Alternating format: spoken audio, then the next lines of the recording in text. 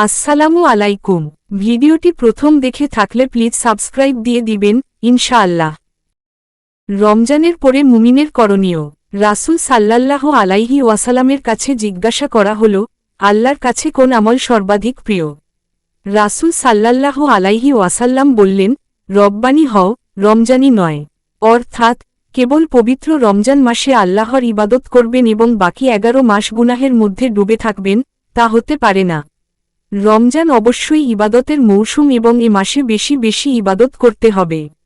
তবে এর অর্থ কখনোই অন্য সময়ে ইবাদত ছেড়ে দেওয়া নয়, কারণ বছরের অন্য সময়ও ফরজ ও নফল ইবাদতের মাধ্যমে নিজের আমলনামা সমৃদ্ধ করা মুমিনের দায়িত্ব। আমল শুরু করার পরের ধারাবাহিকতা রক্ষা করা আল্লাহ পাকের কাছে অত্যন্ত প্রিয়, কারণ ধারাবাহিকতা রক্ষার অর্থ হল আল্লাহ পাকের আগের আমলগুলো কবুল করেছেন বলেই পরেও একই আমল করার সুযোগ হচ্ছে। হাদিসে এসেছে, আয়েশা রাদিয়াল্লাহু আনহা বলেন, রাসূল সাল্লাল্লাহু আলাইহি ওয়াসাল্লামকে জিজ্ঞাসা করা হল, আল্লাহর কাছে কোন আমল সর্বাধিক প্রিয়? তিনি উত্তর দিলেন, যে আমল সর্বদা করা হয় চাই তা পরিমাণে কম হোক। হাদিস, বুখারী। রমজানের পর আমলের ধারাবাহিকতা কিভাবে রক্ষা করতে পারি আমরা? আলিমগণ এর বেশ কিছু উপায় বাতলে দিয়েছেন, এখানে কয়েকটি তুলে ধরা হল। ১. মহান আল্লাহর সাহায্য কামনা করা। আল্লাহ যেন রমজানের মতো পুরো বছর আমাদের আমলের ওপর রাখেন, সেজন্য সবচেয়ে বেশি প্রয়োজন তার সাহায্য কামনা করা। পবিত্র কোরআনে আল্লাহ পাক তিনি আমাদের দোয়া করতে বলেছেন এভাবে, হে আমাদের রব, আপনি আমাদের পথ প্রদর্শন করার পর আমাদের অন্তরকে বিপথগামী করবেন না, আর আপনার কাছ থেকে আমাদের প্রতি রহমত দান করুন, আপনিই একমাত্র ক্ষমাদাতা। আল ইমরান ৩:৮। ২. রমজানের পর নিয়মিত নফল রোজা আদায় করা, যেমন শাওয়াল মাসের ৬ রোজা, ৯ জিলহজ আরাফাতের দিনের রোজা, ১০ মহররম আশুরার রোজা, সোম ও বৃহস্পতিবারের রোজা, আইয়ামে বীজের রোজা ইত্যাদি। ৩. তাহাজ্জুদ নামাজ অব্যাহত রাখা। তাহাজ্জুদ আল্লাহর প্রিয় নফল নামাজ, এর গুরুত্ব অপরিসীম।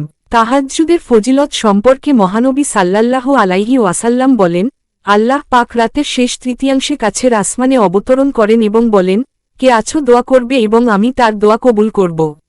বুখারী। অন্য হাদিসে এসেছে, মহানবী সাল্লাল্লাহু আলাইহি ওয়াসাল্লাম বলেন, নিশ্চয়ই জান্নাতে রয়েছে এমন কিছু প্রাসাদ, যার বাইরে থেকে ভেতরাংশ দেখা যাবে, ভেতর থেকে বাইরের অংশ দেখা যাবে।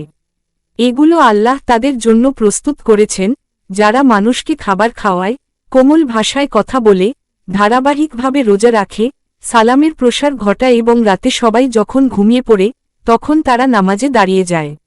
মুসনাদে আহমাদ। ৪. কোরআন তিলাওয়াত এবং সে অনুযায়ী আমল করা। রমজান কোরআন নাজিলের মাস বলে অন্য মাসে তা তিলাওয়াত করা, অর্থ অনুধাবন করা ও আমল করা যাবে না, তা কিন্তু সঠিক নয়। বরং রমজানের পরও কোরআনের সঙ্গে নিজেদের সম্পর্ক অব্যাহত রাখা উচিত। মহানবী সাল্লাল্লাহু আলাইহি ওয়াসাল্লাম কিয়ামতের দিন আল্লাহর কাছে উম্মতের ব্যাপারে অভিযোগ করবেন, হে আমার রব, আমার উম্মত তো এই কোরআনকে পরিত্যাজ্য মনে করেছে। সূরা ফুরকান ৩০। আল্লাহ যেন আমাদের সেদিনের অভিযুক্তদের সঙ্গে অন্তর্ভুক্ত না করেন। ৫. অসহায়দের পাশে দাঁড়ানো অব্যাহত রাখা। রমজানে আমরা সদকাতুল ফিতর, জাকাত ও অন্যান্য দানের মাধ্যমে অসহায়দের পাশে দাঁড়িয়েছি। রমজানের পরও যেন আমরা সেই কাজ অব্যাহত রাখতে পারি, সে জন্য চেষ্টা করতে হবে।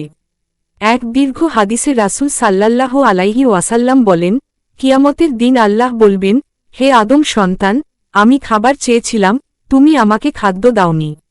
মানুষ বলবে, হে আমার রব, কিভাবে আপনাকে খাদ্য দেব, আপনি তো সৃষ্টিকুলের রব। আল্লাহ বলবেন, তুমি কি জানতে না, আমার অমুক বান্দা খাবার চেয়েছিল, তুমি তো খাবার দাওনি।